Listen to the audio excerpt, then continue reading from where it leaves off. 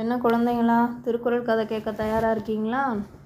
ஒரு ஊரில் ஒரு பையன் இருக்கானா. அவனை அவங்க அம்மா அப்பா நல்ல செல்வ செழிப்பாக வளர்த்தாங்கண்ணா.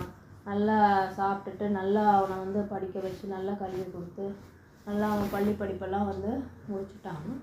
அப்போ ஒரு நாள் அவங்க ஊரில் பஞ்சம் வருது. யாருக்குமே உணவே இல்லை, ஒரே பசி பட்டினி, சாப்பிட்றதுக்கு எதுவுமே இல்லை. அப்போ இவன் ஒவ்வொரு வீடாக போய் ஏதாவது சாப்பிட கிடைக்குமான்னு கேட்குறான். அப்போ யாருமே இவனுக்கு உதவி பண்ணலை. அப்போ ஒரு வீட்டில் போய் ரொம்ப தாகமாக இருக்குது, எனக்கு குடிக்க கொஞ்சம் தண்ணியாவது கொடுங்க அப்படின்னு கேட்குறான். அப்போ அந்த வீட்டில் இருந்தாம்மா இவனை பார்த்துட்டு, உன்னை பார்க்கறதுக்கே ரொம்ப சோர்வாக தெரியுது, நீ உள்ளே உட்காரு, நான் உனக்கு சாப்பாடை தர்றேன் அப்படின்னு சொல்கிறாங்க. சரின்னு இந்த பையனும் உள்ளே போய் உட்கார்றான். ரொம்ப தாகமாக இருக்குன்னு சொன்னதுனால அவனுக்கு ஒரு குவளை பால் கொடுக்குறாங்க. அதை வாங்கி அவன் குடிக்கிறான். குடித்ததும் அவனுக்கு தாகம் அடங்கிடுது, கொஞ்சம் தெம்பாகவும் இருக்குது. நீங்கள் ஒரு குவளை பால் கொடுத்ததே போதுமானது, நான் சோர்வாக இருந்ததுலேருந்து கொஞ்சம் மீண்டுட்டேன், எனக்கு இதுவே போதும், எனக்கு உணவெல்லாம் தேவையில்லை, உங்களுடைய உதவிக்கு ரொம்ப நன்றி அப்படின்னு சொல்லிட்டு அந்த பையன் போயிடுறான். அதுக்கப்புறமா அவங்க நாட்டில் பஞ்சம் பசி எல்லாம் மாறிடுது. ரொம்ப வருஷம் கழித்து ஒரு நோய் பரவுது.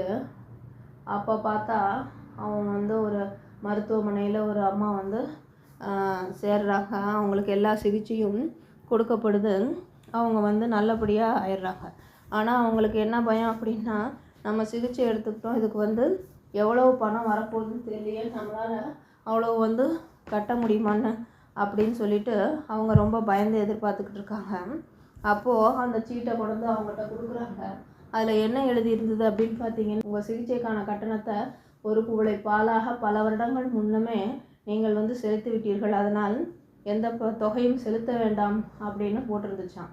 இதை பார்த்த உடனே தான் அந்த அம்மாவுக்கு தெரிஞ்சது, அடடா, நம்ம அன்னைக்கு அந்த பையனுக்கு ஒரு குவளை பால் கொடுத்தோம், அந்த பையன்தான் இன்றைக்கி படித்து பெரிய மருத்துவராகி நமக்கு சிகிச்சையை கொடுத்து நம்ம உயிரை காப்பாற்றிருக்கான் அப்படின்னு சொல்லிட்டு ரொம்ப நன்றி அப்படின்னு சொல்கிறாங்க.